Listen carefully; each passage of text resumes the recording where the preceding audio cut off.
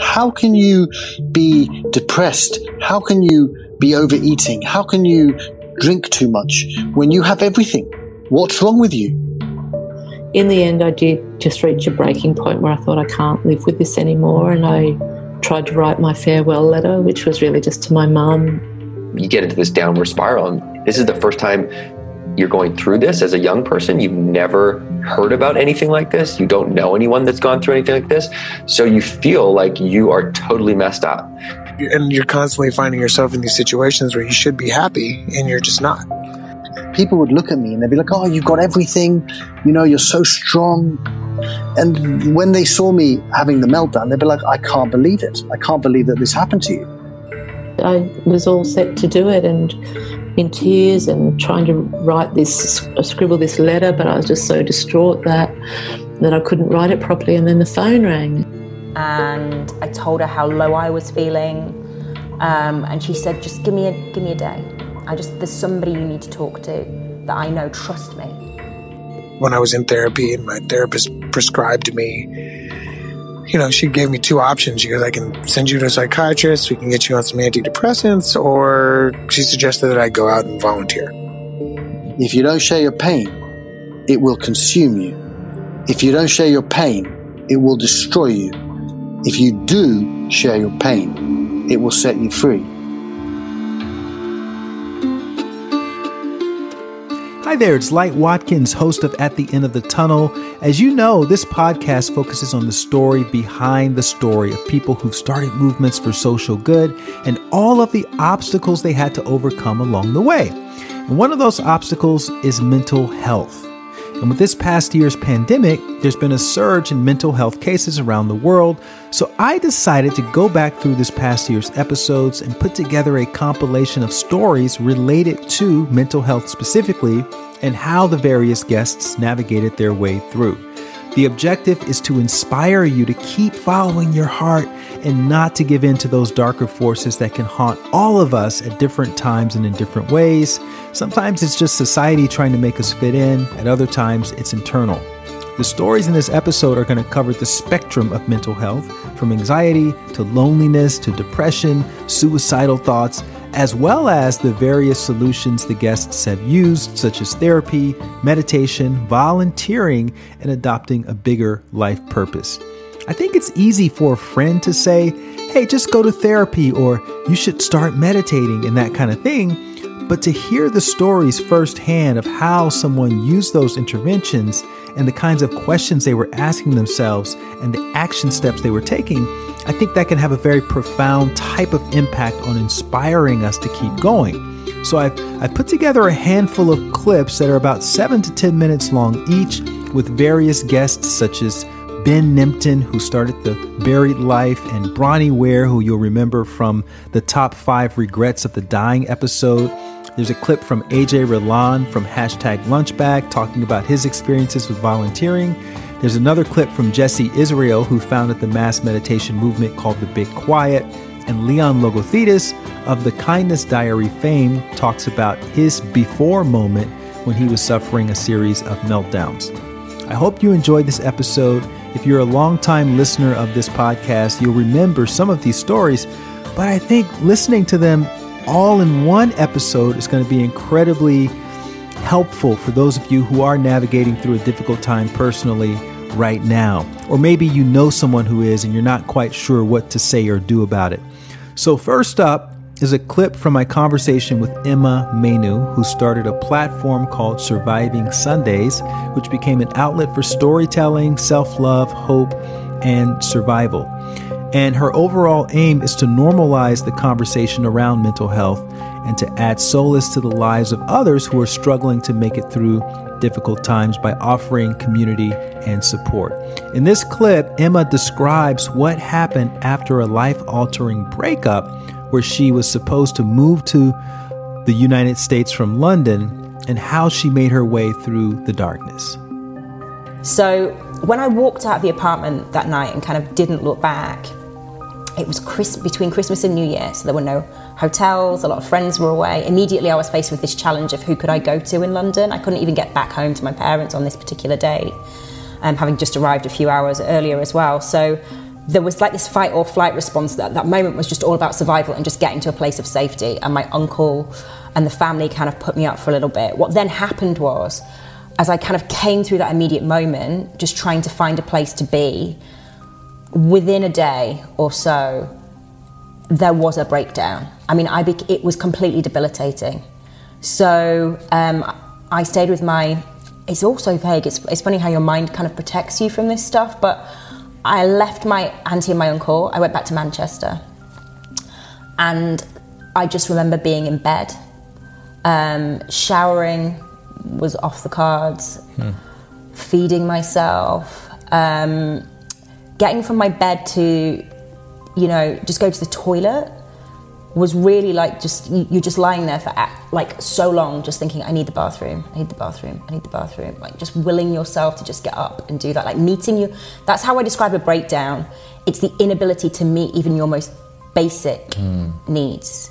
And I was experiencing that in a home where my mum and my stepfather were there. And there was a time in which I would come back to London and be on my own, which is when it got really quite dark. And I couldn't afford to stay in a hotel. And a friend gave me her house. She lived elsewhere. And she said, stay in my house. So I stayed in her house. And in this very silent space, away from any support that I'd had for the previous 4 weeks. Which was all back in Manchester. I'm putting myself out there, trying to get interviews, trying to put CVs out. It's a situation I've never been in before. One job followed another. Word of mouth had always been a thing. I'm reaching out to try and get work. Nothing's coming back to me. And I'm just in this place where I can see that my partner, like that life is gone. Not just he has gone. The love has gone. The dream has gone. I can't get back on my feet. I don't have an apartment. And there was a moment when I'm staying in my friend's house where I really thought about taking my life. And it went from the thought to the preparation of that. And so you had devised a plan and everything. I had a plan. I had, I thought about the means. I thought about when. I thought it through. Because, I go on now and I teach a course that touches on this, but it wasn't about wanting to die. It was just about wanting this pain to end and not being able to see a future in which I would be of any value. And just to kind of we've not really talked about it, but this wasn't about the guy and it was about a lost dream, but all of that meant so much because when I look back at my past, I saw so much pain, so much rejection, an internal belief in my very core that I was unlovable and unworthy of love. And were people reaching out to you at the time, offering to be there and help you and talk to you and listen?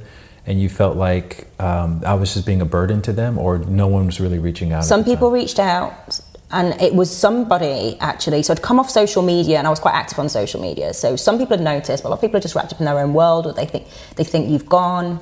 And so you felt lonely. Yeah, I felt incredibly lonely, but I felt ashamed. I'd been so confident of this relationship and where it was going, and there was talk of all the things you talk about when you're with somebody, this great future, and I'd shared that with people close to me. I felt so humiliated, and it was just a time of great pain and loss, and looking back at the past and just thinking, well, this is what happens when I dare to dream, because so many painful experiences had come in previous years, and relationships in which I had felt hurt again, that I just wanted the pain to end.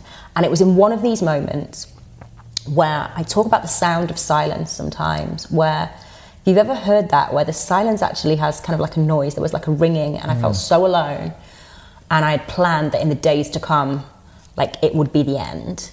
Somebody called my phone who had not heard from me for a while, who I love, who I care for, but we'd not spoken for some time. It's not somebody that I speak to all the time. And she rang, and she rang again, and something just made me pick the phone up, a time when I wasn't really talking to anybody.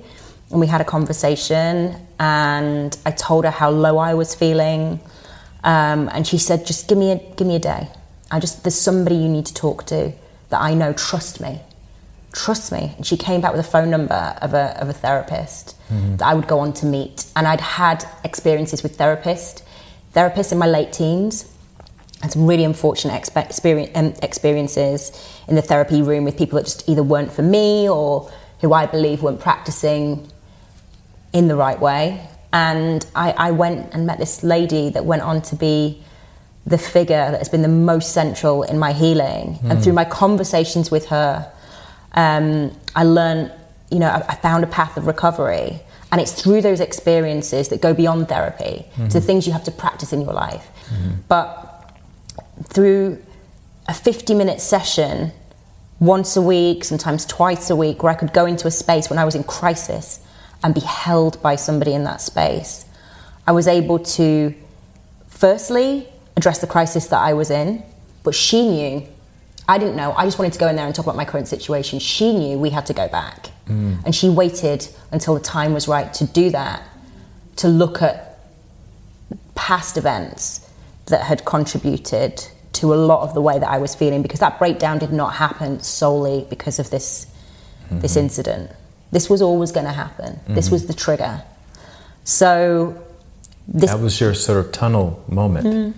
Yeah. I don't think, there's a lot of experiences I've had that I don't share on Surviving Sundays. And to me, it's quite incredible that nothing more serious happened before the age of 34 to me. It's a miracle I made it to that point. That was Emma Manu from episode 2, which was actually the first episode I ever recorded for this podcast. I'll never forget, we sat down at the White City Soho Works in London in the fall of 2019, and we had that conversation before I had anything developed for this podcast. There was no logo. I don't even think I had finalized the name of the podcast at that time, but this was my very first step in making it happen. So I'm grateful to Emma for setting the tone of what this podcast ultimately became. Next up, we're going to hear from Ben Nimpton, who is a friend of mine and one of the creators of the wonderfully inspiring MTV show called The Buried Life, which is basically a group of guys who got together to cross off impossible goals from their bucket list, and in the process, they helped other people achieve their lifelong dreams. But before that show came to fruition, Ben struggled through a dark night of the soul moment, and in this clip, he shares his experience with depression and anxiety and how inspiration played a role in helping him find his way through the darkness. I always wanted to succeed and do well and accomplish things. And that worked well for me up to the point when I crashed. And I had put so much pressure on myself to succeed through high school and into university, whether it be athletically or academically. And I just wanted to be liked by people, I think. I just wanted to fit in and I wanted to excel.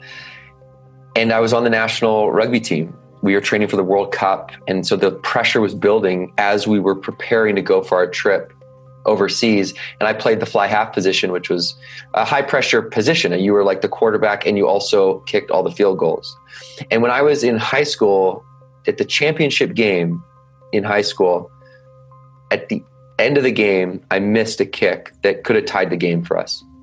And missing that kick was just devastating for me.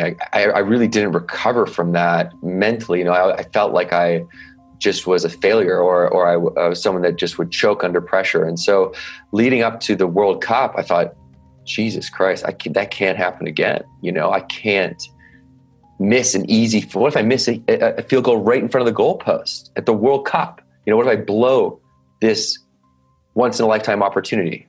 And so I was thinking about this stuff at night and these thoughts would just run in my mind and I couldn't sleep. So I started to lose sleep. The anxiety grew and the pressure that I put myself grew. I dropped out of school. I couldn't get myself to go to school. And then I stopped going to rugby practice because I couldn't physically go to rugby practice. I just was paralyzed. This is while you were a part of the Canadian national team? Mm-hmm. Yeah. So I was on the U19 national team and we were training to go to the World Cup and I stopped going to practice. So before that, what was your mental state like before you missed that crucial kick? I think I had never had any type of breakdown, call it whatever you will, but I never had a crisis.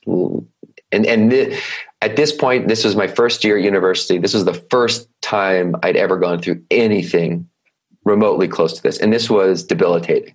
And I was freaked the fuck out. I was like, I've lost everything.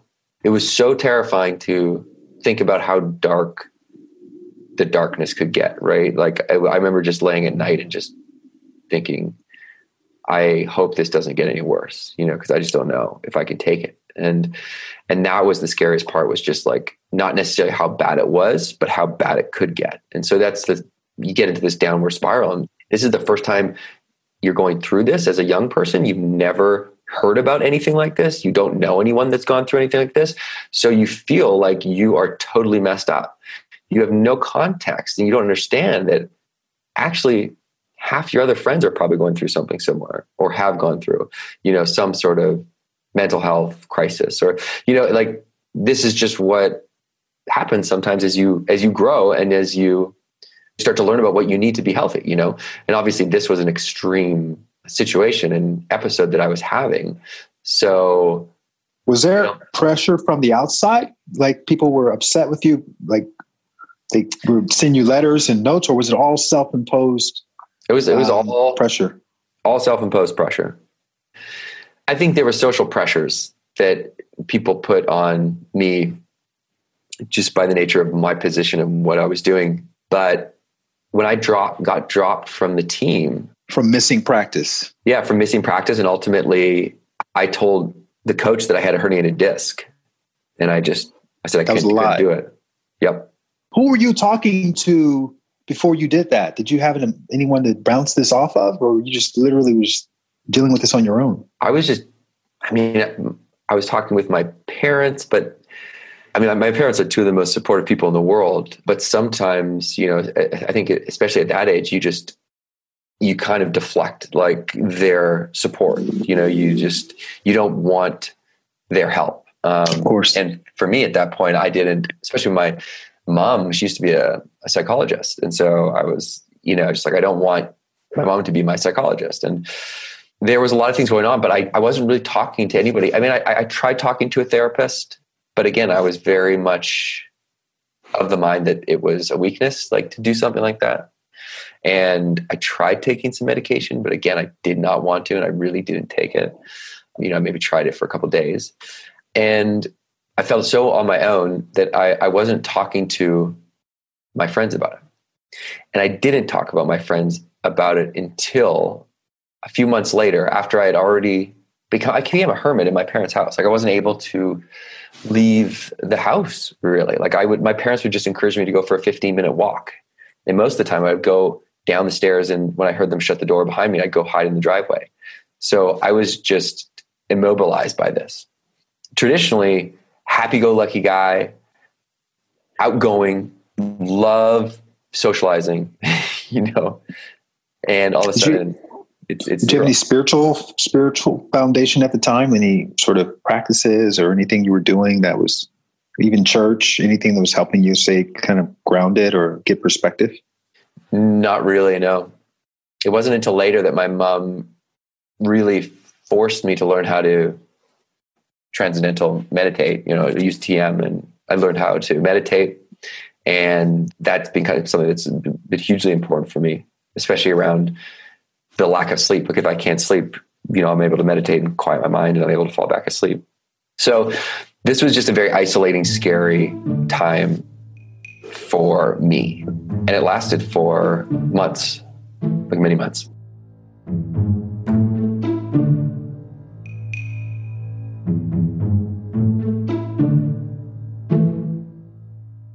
What was your internal conversation? Like, where were you seeing your life ending up from that place in terms of career or anything in the future?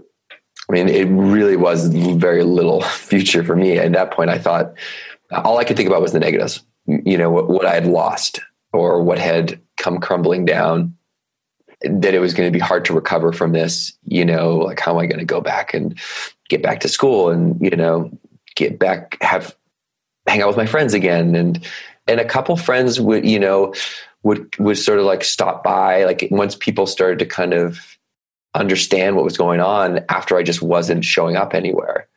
good friends would pop by. But it was very hard because I thought, they're just pitying me, So like when you're in the state, it's so dark that you kind of you're looking through a lens that's negative, almost always. So my thought was like, if my friend comes over, it's like, I almost feel bad for them that they're coming over here to hang out with me because they're just doing it because they want to be nice. They don't really want to hang out with me. Like, why would you want to hang out with me? I'm like, I'm like a negative Nancy slug, right. Just like not doing anything. I'd never experienced anything remotely close to this. So that was, I think, the hardest part. Was like, if I had sort of like hit some lows before that, where I kind of would learn a thing or two about what I needed to be healthy, or like, what to do in this type of situation, or that other people were going through things as well, it would have been much easier. And that's why, like, when I talk about mental health in general, I always empathize with kids that go through it, because I remember this period of my life and it was just so difficult because I just didn't know anything about what this experience was, or why it was happening, or what I could do, or who I could reach out to, or that like I could actually open up to my friends. And it wasn't until I finally opened up to them about how I was really feeling and what I was really going through that I started to learn these things that they had been through as well. How did you open up to them? What happened? Well, eventually my friends actually almost physically pulled me out of the house and rallied me to go with them and move to a new town for the summer.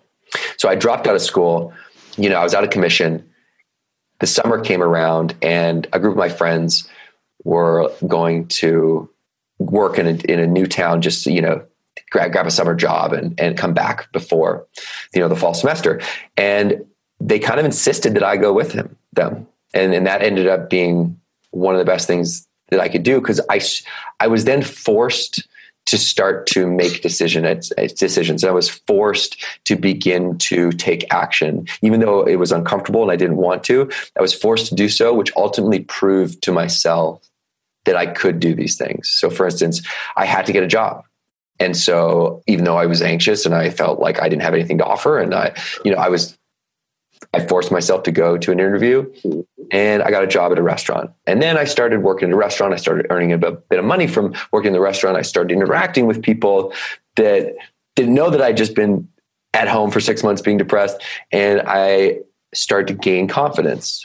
And I also started talking about it to my friends, about these feelings I was having. And then I started to meet young people my age that inspired me in some way. Like I met these kids that had started businesses, and I had just never even thought about that as something you could do. And I was just so blown away that right out of high school, someone would take out a loan and start a business, or they'd already traveled, through India. And I realized that I got energy from these people. Like they charged my battery in some way. And so as I came back from being away for that summer, one of the things that I decided to do was to try and only surround myself with those people, only surround myself with people that were going to inspire me. And that decision ultimately changed the course of my life, because it led me in this path that brought me down to do what I'm doing now. And really, like, if that was the catalyst, or that was the defining decision that shifted my direction by 1 degree. In the short term, it felt small, but if I look back, that 1 degree over time, it changed my entire path.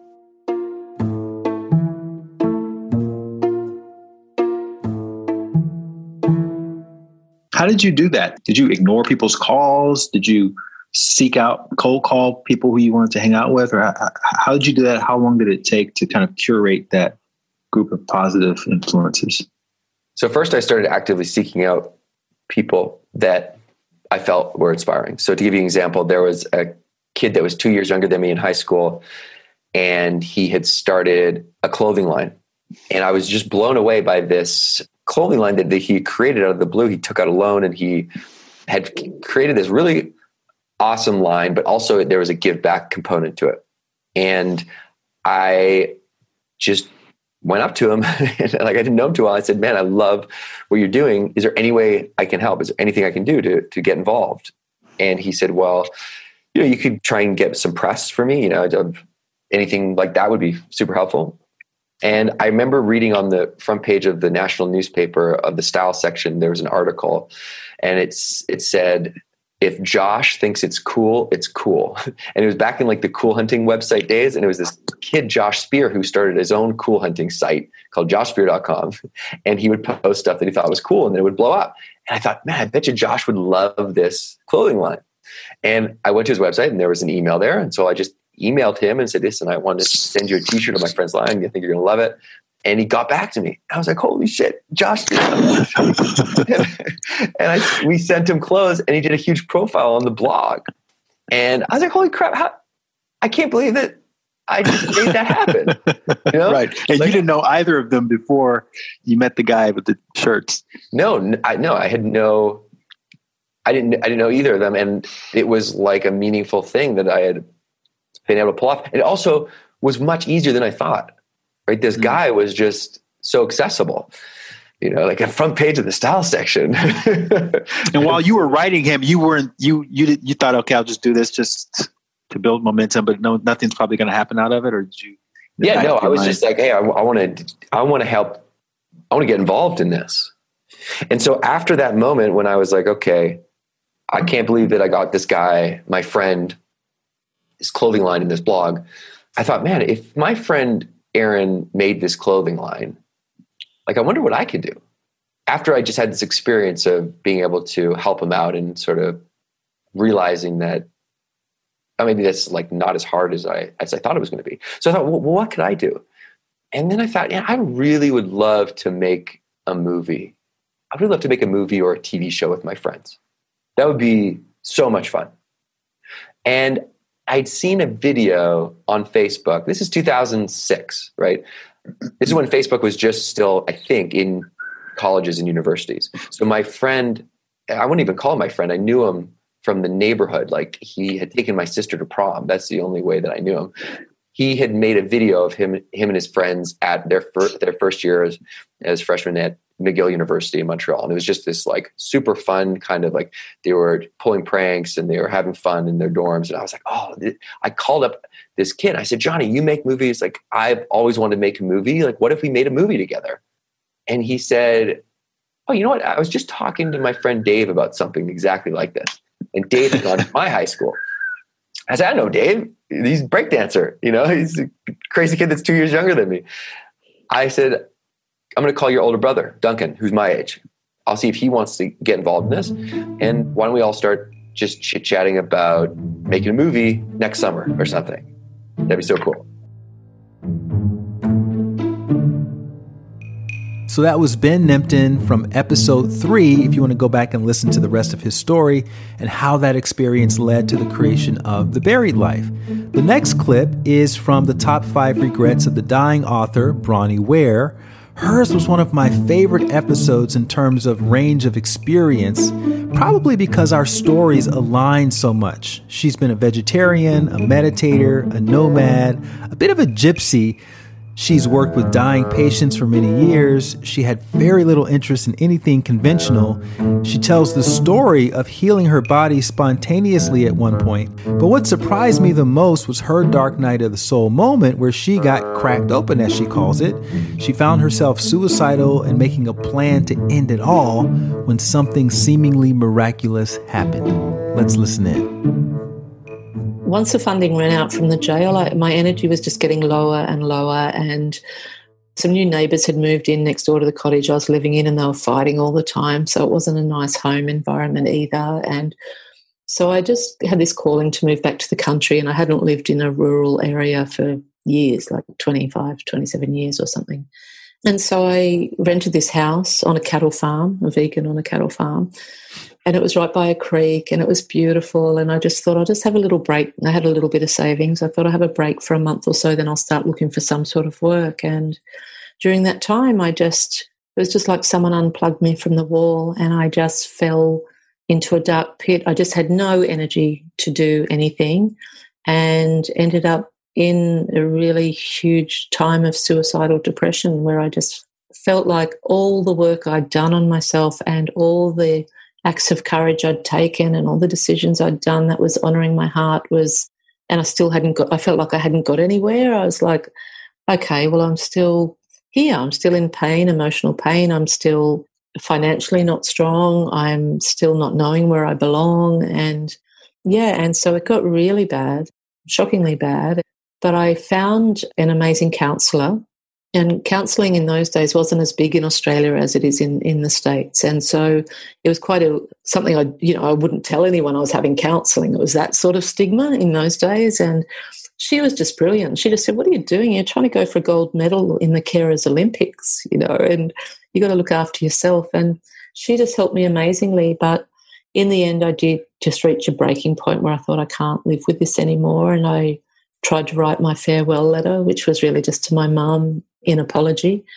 And I worked out this road I was going to drive off, and I owned a van, so I was right at the windscreen. You sit right at the front of a van. So I was all set to do it, and in tears and trying to scribble this letter, but I was just so distraught that I couldn't write it properly. And then the phone rang, and I don't know why I picked it up, because I normally don't pick up unanswered, like numbers I didn't know. I'd let it go to the message bank, and it was just this really chirpy voice. Hello, is that Bronnie? And I'm like, yeah, who's this?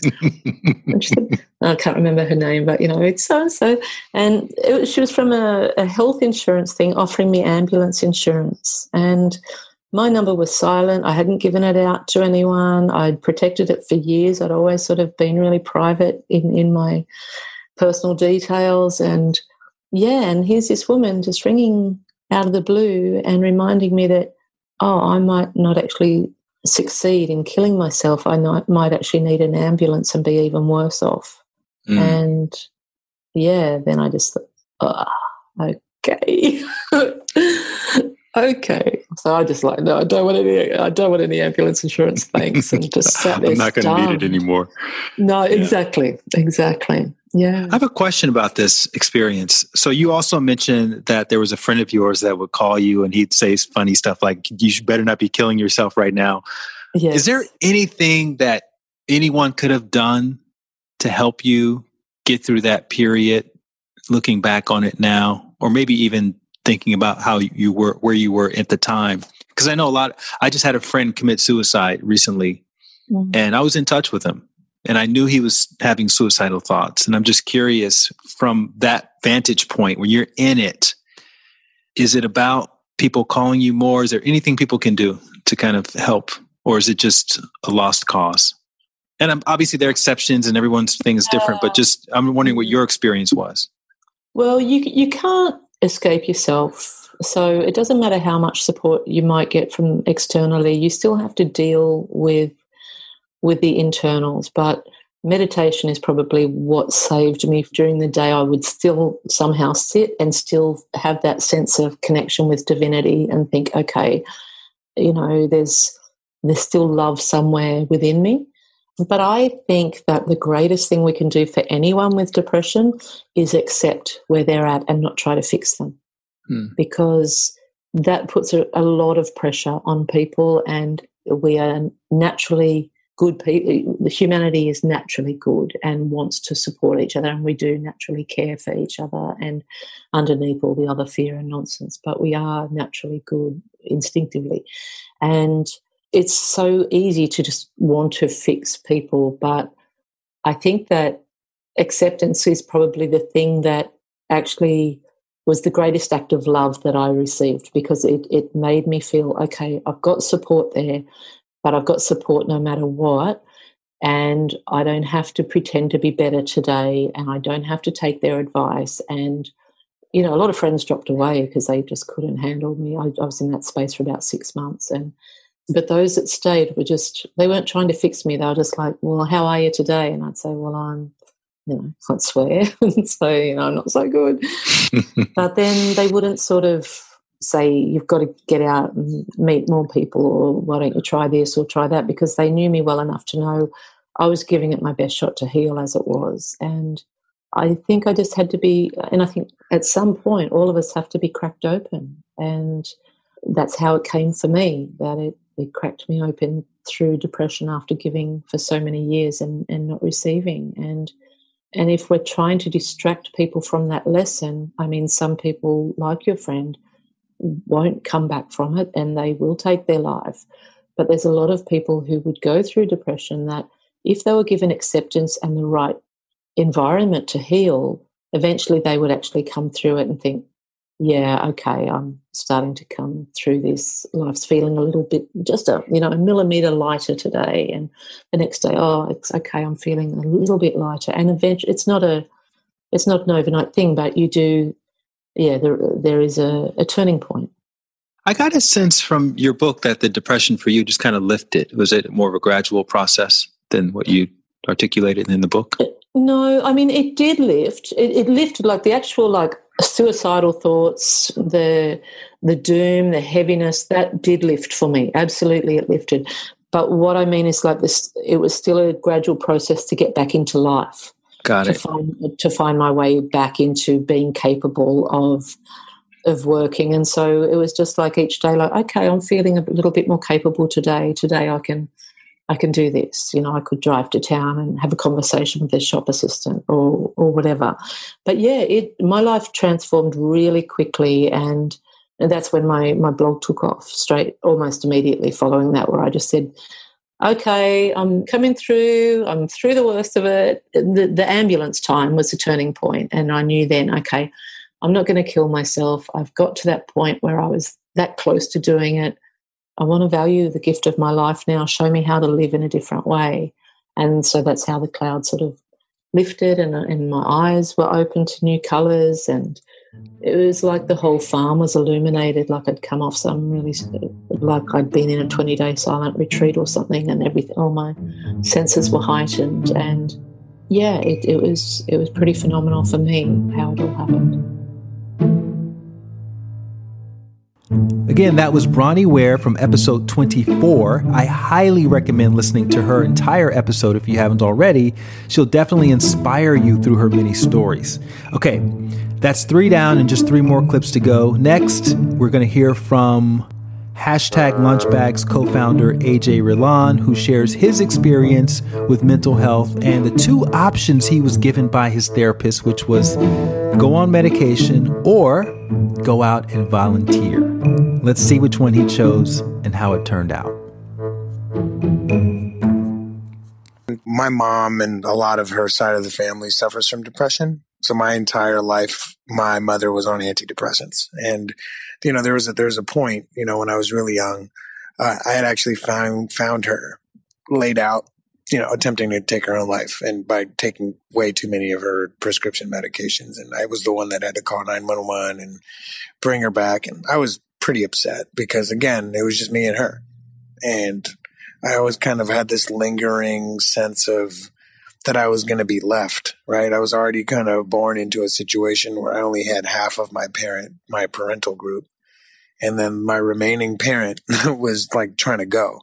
And I took that super personally because, that's things, again, when you're young and you see that, you're just like, well, maybe I'm not worth it. Maybe I'm not, and it's something that, whether it's chemically or learned behavior or whatever, and you're constantly finding yourself in these situations where you should be happy and you're just not.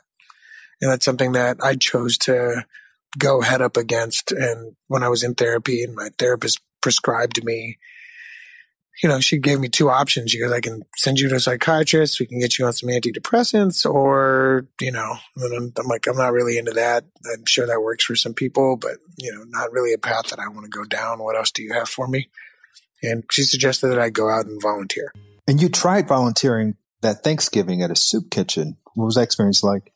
Yeah, I had a couple friends that just randomly invited me, and I was like, great, this is on my to-do. Meanwhile, I'm out in the world completely pretending like everything's fine. I'm not like sad. Mm-hmm. Nobody's worried about me. I'm just normal, but like internally it's just, it gets dark. So a couple of friends invited me to the soup kitchen on Thanksgiving, which is like designated day of giving. I'd already been for a couple months, had it on my to-do list, and she, we went, and it wasn't the best experience. And, it made me feel even worse because, while I'm kind of in my woes, I'm not really programmed to be grateful and present. So I'm like, now I'm feeling even worse because here I am and there's people that are really out here that need help that aren't in the best place. And the volunteer experience overall just wasn't good. The way that the volunteers were kind of being handled, the way that the volunteers were handling the people that we were feeding, like I just left feeling kind of gross and guilty.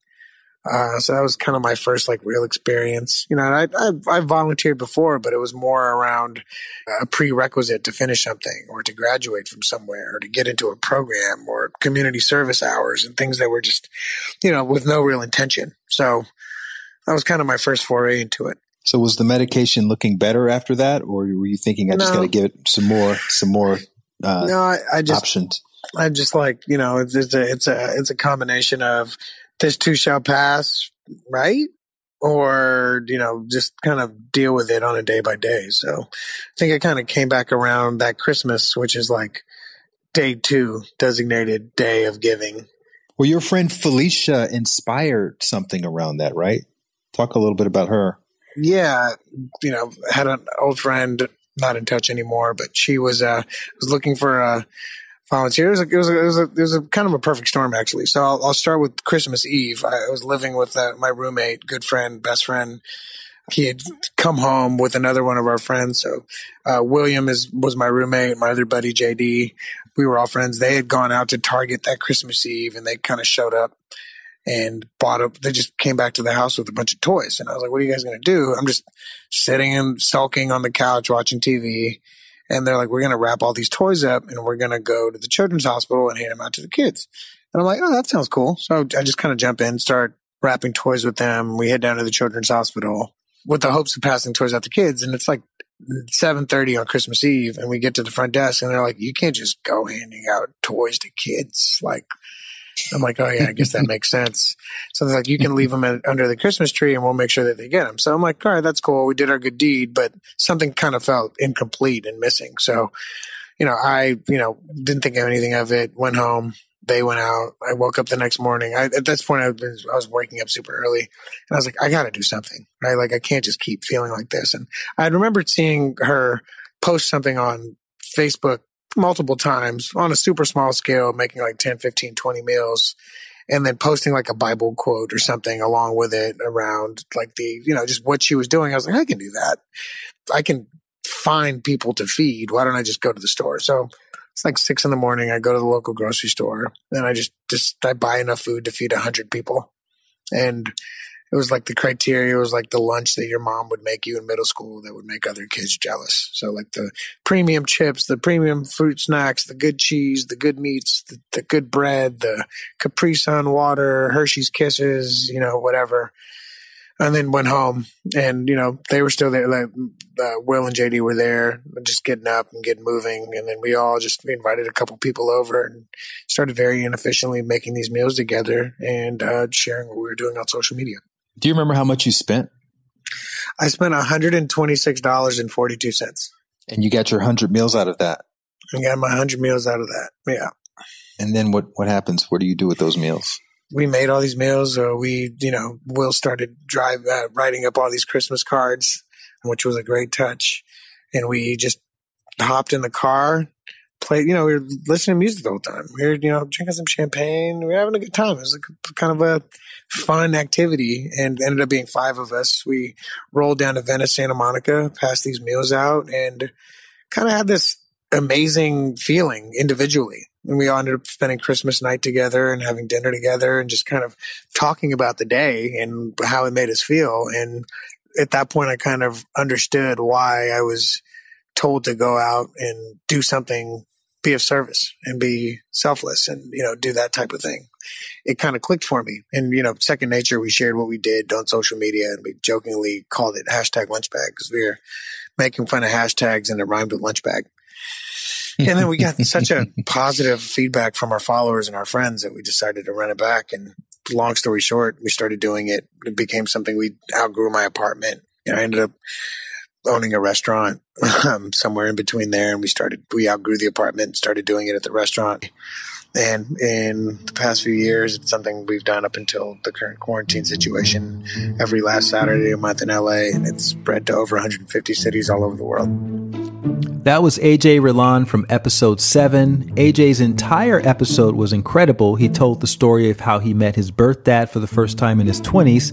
Spoiler alert, it didn't go over too well, but it helped to answer some important questions he had about himself. And in a strange way, it liberated him from his past and inspired him to do the good work he's been able to do as a father, a husband, and a community leader. Next up is someone I originally met in one of my Vedic meditation trainings in New York City. Jesse Israel was one of the most influential meditators I've ever had the pleasure of working with, so it wasn't surprising when a few years later he started a mass meditation movement called The Big Quiet, and he introduced thousands of other people around the United States to meditation. He even shared the stage with Oprah, guiding tens of thousands of people through the Big Quiet experience during her 2019 U.S. tour. In this clip, Jesse talks about how meditation basically found him and how it was the stress and the anxiety that he was experiencing on a daily basis while working in the music industry that led him to his breakthrough moment.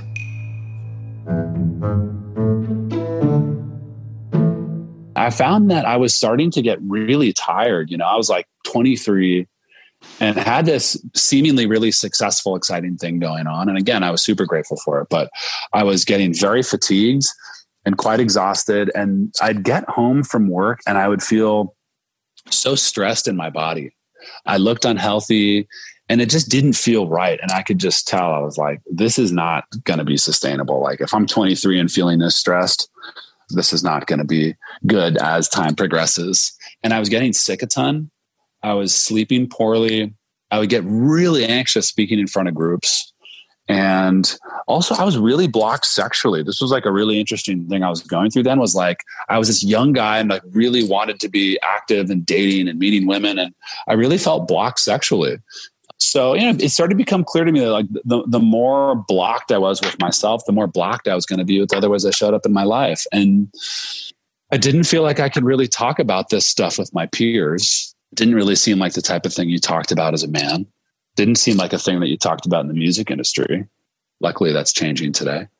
And I, at 23, had my first panic attack and was like, whoa, this shit is scary. So I started talking to my parents about it.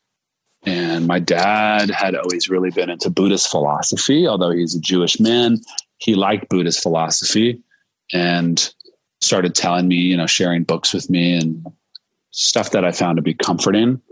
And through starting to read about some of these new practices and ideas, I Googled meditation and found a place in New York where I was able to learn for the first time. I don't want to get too far ahead, but it was these challenges that I experienced while what was perceived as me running a successful business behind the scenes. I was really having a tough time, and it led me to all the things I do today.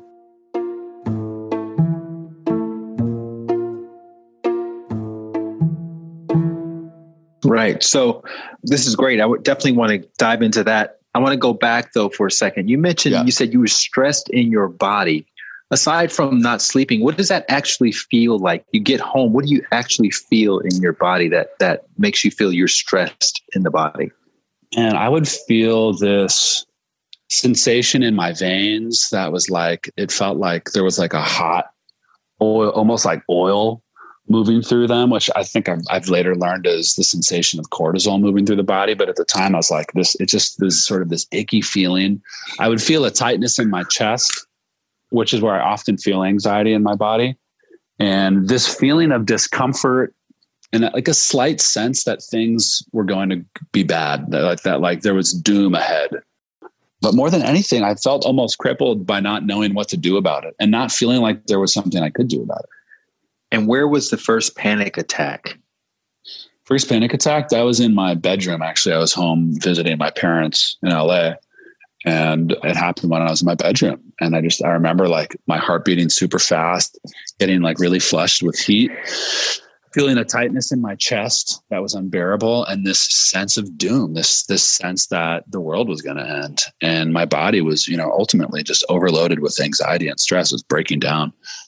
But I got pushed so far to the edge that I had to sit down with my parents and talk about it. And they're really amazing when we first started talking about this stuff. Did you think you were the only one, or did you think all of your peers were experiencing some degree of this anxiety? I fully felt like I was the only one. I mean, no one else was talking about these types of challenges. And as a young, successful guy, I felt like it, quote unquote, wasn't supposed to be happening to me. And it was really isolating because no one else was talking about it. And I didn't feel like anyone else was experiencing it. And that was really confusing to me. I felt like I'm this young, successful guy. I shouldn't be having these feelings, right? There was a sense of confusion and a sense of shame around those experiences that made it extra challenging for me. And I decided I would go check out Buddhist meditation. I went to this place called Shambhala, and I did like a 30-minute intro, and didn't tell anyone I was doing it. It was a very solo experience. I felt almost like I was on a secret mission doing it. And when I was there, I felt really grateful for the knowledge that I learned. I didn't feel I was connecting with the community or with the lineage. It was all kind of foreign to me. It felt very much kind of like how you'd expect a meditation center to be. You know, there was volunteers, there was, you know, a kind of quiet, gentle energy. And it was maybe like 5 people that took this intro with me. You know, people were making their own tea and hugging each other. And it was very inviting. It was a beautiful space to be in, but it just felt so far from the way that I lived my life and the spaces that I would, you know, participate in. So it didn't really click to me as a place that I'd return to, while having tremendous appreciation for what I learned, because I went on and decided, I don't think I ever returned, but I went on and I practiced what I learned through Shambhala for, I don't know, maybe 7 or 8 months, something like that. You know, I would do 3 minutes in the morning, 10 minutes in the morning, and just kind of got myself comfortable with this practice, got myself comfortable with the idea of meditating, and started to understand the benefits until I met a man named Light Watkins. Okay, before we get to that, what was your Shambhala practice like that you were doing for a few minutes in the morning, and how consistent had you been? So the challenge that I set for myself was to do 3 minutes every morning for a month. And it was to go sit on the couch and meditate using this Shambhala technique right after I used the bathroom every morning. It was like the second I left the bathroom every morning, I'd go sit on the couch, do this technique. It's an eyes open meditation, no back support. You know, the body sits upright. You gaze down gently at the floor. And when you notice that a thought is coming to you, you very gently note it. You say thinking, and become aware of that thought. And this is the process that you go through for me, in that case, it was 3 minutes. And then after I did it for about 3, and I noticed almost instantly how much calmer I'd feel throughout the day, and the distance, the space that I felt between the things that were creating, you know, reactive, stressful situations in me, and what then became more space to be responsive, thoughtfully responsive. And it was really noticeably helpful, just a few minutes. And so my body started to really appreciate it. So I was able to then, after a month, introduce 10 minutes a day and started doing 10 minutes every morning.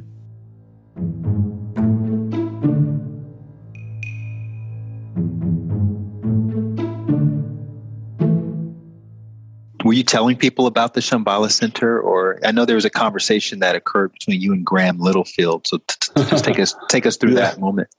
Yeah, my friends, because I'd be on friends weekends, and I would go and sit for 10 minutes in meditation by myself. You know, I'd just go over to the corner, and friends would start to say, "Hey, what are you doing? What's that?" And I would share about it with them. And then if they were interested, I would tell them more about it and invite them to meditate with me. And so my peers started to see that meditation was this thing that I cared about. I think they also were starting to notice a shift in some of my behaviors and how I showed up. But, you know, it was just starting. It was my closest friends were noticing that it was something that I cared about. So my buddy, one of my best friends and one of my best buds from high school, Graham Littlefield, reached out to me and said, "I know that you've been getting into meditation. I've learned about this guy, Light Watkins, who teaches this meditation technique called Vedic Meditation. And he said, you should check it out. I think you like it." He's like, he offers this training, this deep dive where we really understand over the course of 4 nights what happens in the body when you meditate, what stress looks like in the body, and how meditation can be this powerful tool that can be preventative and repair the nervous system. He's talking about all this stuff that I was very interested in. And I hadn't found a program or a person where I felt like it really clicked, where I really wanted to invest my time and my money in something that could be potentially life-changing. So I just kept doing my own thing. When Graham Littlefield told me about you, there was something about what I heard about you, what I saw on your website, the way you were talking about this technique, the technique in general, that just really resonated. Something intuitively told me that it was something to follow. So I remember I went to your first intro talk to hear more about Vedic meditation and your teaching style, and just instantly was hooked. Before I even took the course, I knew that it was going to be the practice that I'd be doing for a very long time. And I've been practicing it for probably 9-10 years. I can't remember. I think it was 2011 when I did the course with you. So probably about 9 years I've been doing Vedic meditation. That was Jesse Israel. You can find our entire interview in episode 8. Make sure to listen to that when you can. And finally, we have a clip with someone who's been dubbed the kindness guy after his epic excursions around the globe without taking any money and solely relying on the kindness of strangers to house him and to feed him and to help gas up his vehicle every single day. And in return, he pays it forward in unique and unexpected ways. You may have seen his show on Netflix called The Kindness Diaries. Well, before that took place, Leon Logothetis was experiencing a series of meltdowns, which was confusing because from the outside looking in, his life appeared to be perfect. But things didn't change until he saw a movie on television one night called The Motorcycle Diaries. Let's listen in and see how all of that happened. Look, I thought that I would... I mean, that's a very good question. I mean, it wasn't going to end well. Let's put it that way. No, it really wasn't going to end well. I mean, it was again, on the outside, people would look at me and they'd be like, "Oh, you've got everything. You know, you're so strong." After I'd kind of had my meltdown, one of my many. And when they saw me having the meltdown, they'd be like, "I can't believe it. I can't believe that this happened to you." Talk about that for a second. What kind of meltdown are you referring to? What does that mean for someone who's never had a meltdown? Light, Mr. Light Watkins. Do I really have to answer that question? I will. I guess there's no point in coming on your show if I don't speak my truth. Eh? Right. Yeah. Well, I was doing this family thing. It was actually a family brokerage firm. And it was just too much for me. My meltdown was kind of a very dark depression. I would say probably drinking a little bit too much. I would say that I was, overeating. I don't know about clinically depressed, but I could very well have been clinically depressed. It was because I was living a lie, in the sense that I was living someone else's dream. Someone else was telling me what to do. I wasn't being my truest self. And this, I'm sure, can be relatable to many. It was just some dark times, And also, I would say, this, man. You know that however much you go on the right path, there are always times when you fall off that path. So however, enlightened you may be, whatever that word means, but however enlightened you may be, there's still darkness waiting to devour you. And, right. Would you show up to work drunk, or what's one tangible? No. It was more kind of, like binge drinking. Mm-hmm. It wasn't alcoholism per se, but it was binge drinking. It was just drinking too much. It was eating too much. It was not looking after myself. It was sometimes an inability to get out of bed. It was just stuff like that, like being at work and being like, why the hell am I here? Like, what am I doing?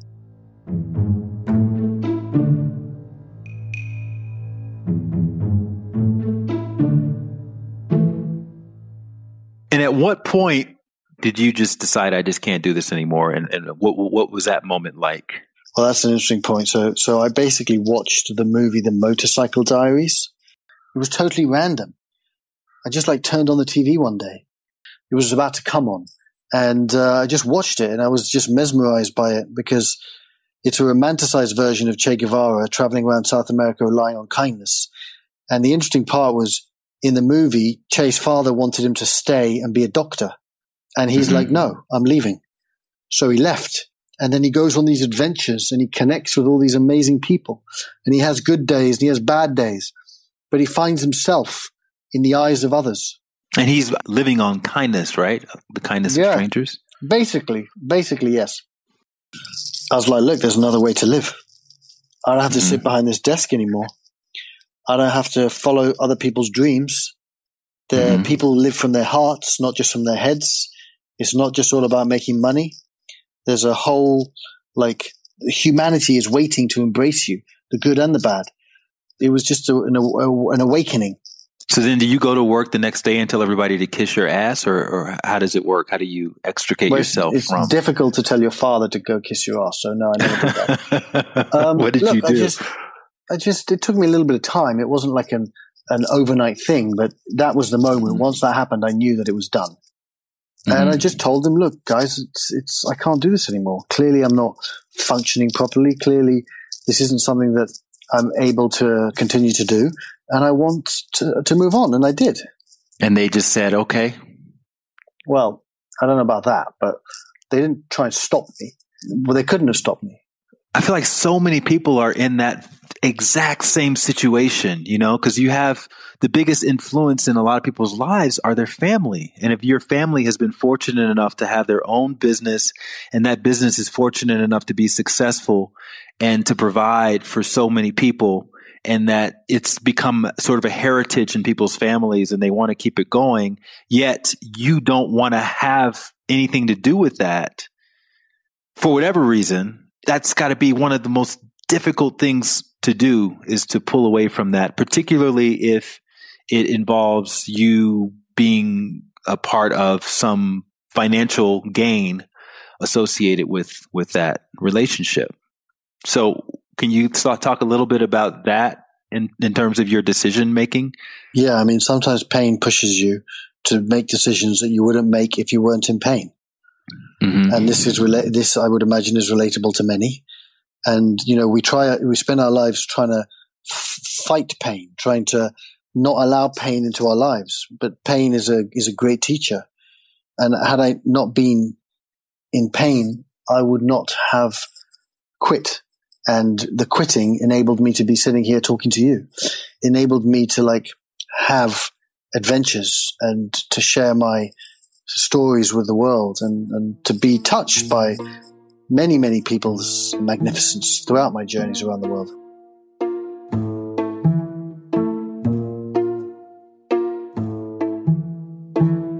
So that was Leon Logothetis. Leon's episode was the first one we published for this podcast, so his is the easiest to find. All you do is you scroll down to episode number 1.